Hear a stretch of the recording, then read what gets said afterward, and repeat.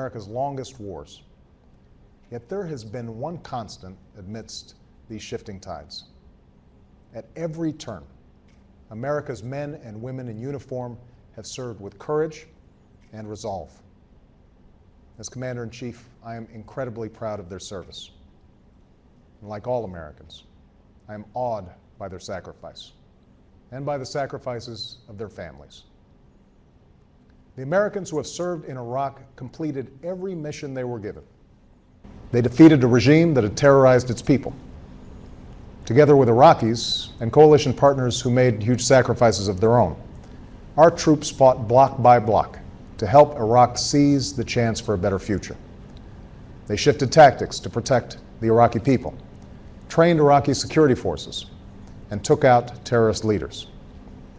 Because of our troops and civilians, and because of the resilience of the Iraqi people, Iraq has the opportunity to embrace a new destiny, even though many challenges remain. So tonight, I am announcing that the American combat mission in Iraq has ended. Operation Iraqi Freedom is over, and the Iraqi people now have lead responsibility for the security of their country. This was my pledge to the American people as a candidate for this office. Last February, I announced a plan that would bring our combat brigades out of Iraq, while redoubling our efforts to strengthen Iraq's security forces and support its government and people. That's what we've done. We've removed nearly 100,000 U.S. troops from Iraq. We've closed or transferred to the Iraqis hundreds of bases. And we have moved millions of pieces of equipment out of Iraq. This completes a transition to Iraqi responsibility for their own security. U.S. troops pulled out of Iraq's cities last summer, and Iraqi forces have moved into the lead with considerable skill and commitment to their fellow citizens. Even as Iraq continues to suffer terrorist attacks, security incidents have been near the lowest on record since the war began, and Iraqi forces have taken the fight to al-Qaeda, removing much of its leadership in Iraqi-led operations. This year also saw Iraq hold credible elections that drew a strong turnout. A caretaker administration is in place as Iraqis form a government based on the results of that election. Tonight, I encourage Iraq's leaders to move forward with a sense of urgency, to form an inclusive government that is just, representative, and accountable to the Iraqi people. And when that government is in place, there should be no doubt the Iraqi people will have a strong partner in the United States. Our combat mission is ending, but our commitment to Iraq's future is not. Going forward, a transitional force of U.S. troops will remain in Iraq with a different mission, advising and assisting Iraq's security forces, supporting Iraqi troops in targeted counterterrorism missions, and protecting our civilians. Consistent with our agreement with the Iraqi government, all U.S. troops will leave by the end of next year.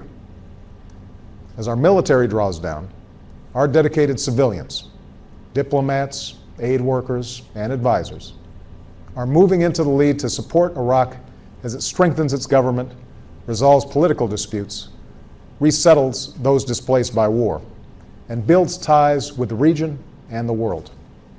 That's a message that Vice President Biden is delivering to the Iraqi people through his visit there today. This new approach reflects our long-term partnership with Iraq, one based upon mutual interest and mutual respect. Of course, violence will not end with our combat mission. Extremists will continue to set off bombs, attack Iraqi civilians, and try to spark sectarian strife. But ultimately, these terrorists will fail to achieve their goals. Iraqis are a proud people. They have rejected sectarian war, and they have no interest in endless destruction. They understand that in the end, only Iraqis can resolve their differences and police their streets. Only Iraqis can build a democracy within their borders. What America can do and will do is provide support for the Iraqi people as both a friend and a partner. Ending this war is not only in Iraq's interest, it's in our own. The United States has paid a huge price to put the future of Iraq in the hands of its people. We have sent our young men and women to make enormous sacrifices in Iraq and spent vast resources abroad at a time of tight budgets at home. We've persevered because of a belief we share with the Iraqi people, a belief that out of the ashes of war, a new beginning could be born in this cradle of civilization. Through this remarkable chapter in the history of the United States and Iraq, we have met our responsibilities. Now, it's time to turn the page. As we do, I'm mindful that the Iraq War has been a contentious issue at home. Here, too, it's time to turn the page. This afternoon, I spoke to former President George W. Bush. It's well known that he and I disagreed about the war from its outset. Yet no one can doubt President Bush's support for our troops or his love of country and commitment to our security. As I've said, there were patriots who supported this war and patriots who opposed it. And all of us are united in appreciation for our servicemen and women and our hopes for Iraqi's future. The greatness of our democracy is grounded in our ability to move beyond our differences and to learn from our experience as we confront the many challenges ahead. And no challenge is more essential to our security than our fight against al-Qaeda. Americans across the political spectrum supported the use of force against those who attacked us on 9/11. Now, as we approach our 10th year of combat in Afghanistan, there are those who are understandably asking tough questions about our mission there. But we must never lose sight of what's at stake. As we speak, al-Qaeda continues to plot against us, and its leadership remains anchored in the border regions of Afghanistan and Pakistan. We will disrupt, dismantle, and defeat al-Qaeda while preventing Afghanistan from again serving as a base for terrorists. And because of our drawdown in Iraq, we are now able to apply the resources necessary to go on offense. In fact, over the last 19 months, nearly a dozen al-Qaeda leaders and hundreds of al-Qaeda's extremist allies have been killed or captured around the world. Within Afghanistan, I've ordered the deployment of additional troops who, under the command of General David Petraeus, are fighting to break the Taliban's momentum. As with the surge in Iraq, these forces will be in place for a limited time to provide space for the Afghans to build their capacity and secure their own future.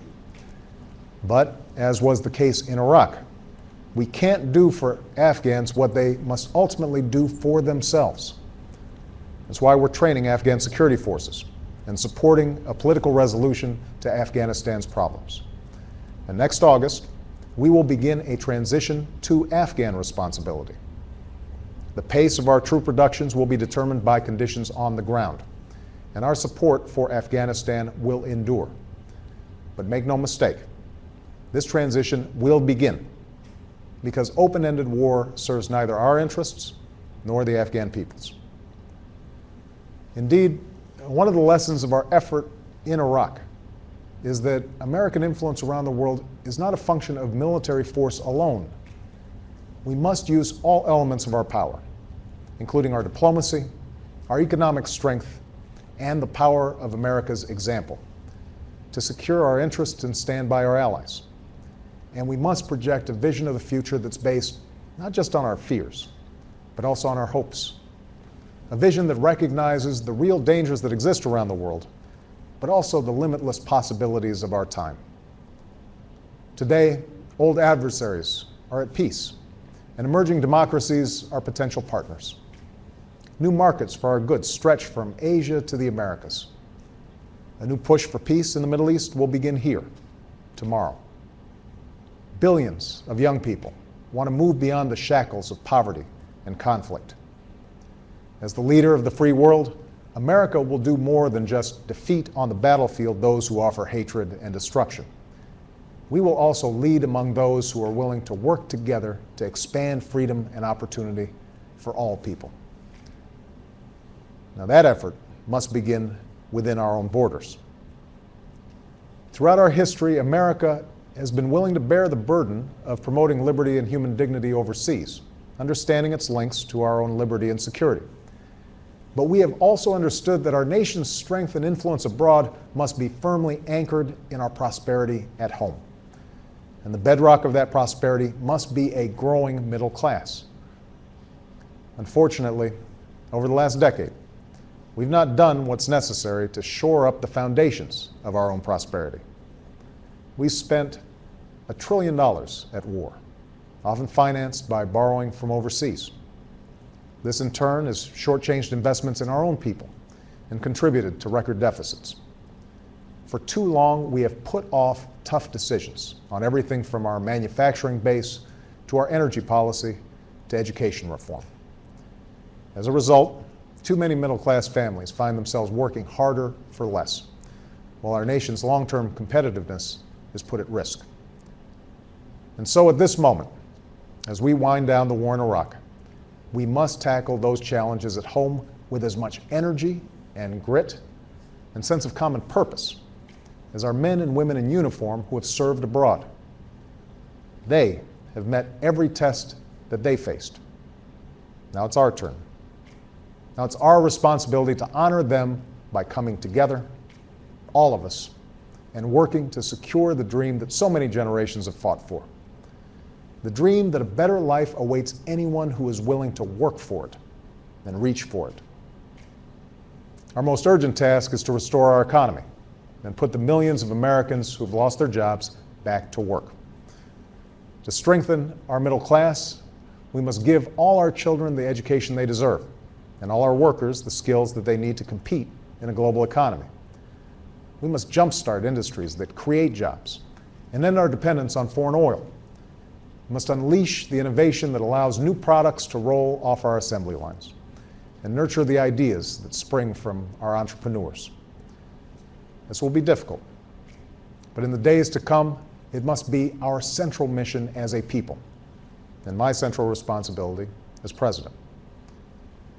Part of that responsibility is making sure that we honor our commitments to those who have served our country with such valor. As long as I am president, we will maintain the finest fighting force that the world has ever known, and we will do whatever it takes to serve our veterans as well as they have served us.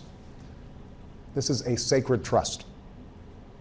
That's why we've already made one of the largest increases in funding for veterans in decades. We're treating the signature wounds of today's wars, post-traumatic stress disorder and traumatic brain injury, while providing the health care and benefits that all of our veterans have earned. And we're funding a post-9/11 GI Bill that helps our veterans and their families pursue the dream of a college education.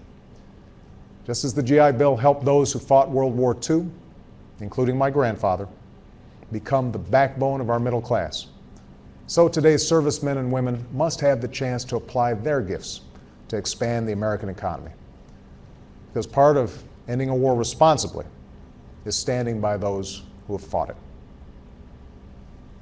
2 weeks ago, America's final combat brigade in Iraq, the Army's 4th Stryker Brigade, journeyed home in the pre-dawn darkness.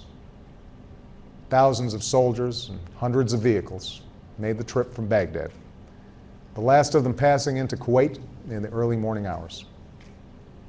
Over 7 years before, American troops and coalition partners had fought their way across similar highways. But this time, no shots were fired. It was just a convoy of brave Americans making their way home. Of course, the soldiers left much behind. Some were teenagers when the war began. Many have served multiple tours of duty, far from families who bore a heroic burden of their own, enduring the absence of a husband's embrace or a mother's kiss. Most painfully, since the war began, 55 members of the 4th Stryker Brigade made the ultimate sacrifice, part of over 4,400 Americans who have given their lives in Iraq. As one staff sergeant said, "I know that to my brothers in arms who fought and died, this day would probably mean a lot." Those Americans gave their lives for the values that have lived in the hearts of our people for over 2 centuries. Along with nearly 1.5 million Americans who have served in Iraq, they fought in a faraway place for people they never knew, They stared into the darkest of human creations, war, and helped the Iraqi people seek the light of peace. In an age without surrender ceremonies, we must earn victory through the success of our partners and the strength of our own nation.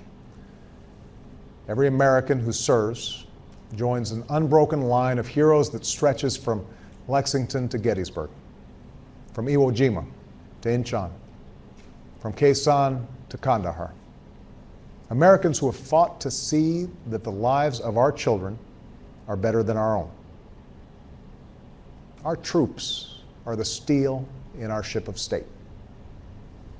And though our nation may be traveling through rough waters, they give us confidence that our course is true and that beyond the pre-dawn darkness, better days lie ahead. Thank you. May God bless you, and may God bless the United States of America and all who serve her.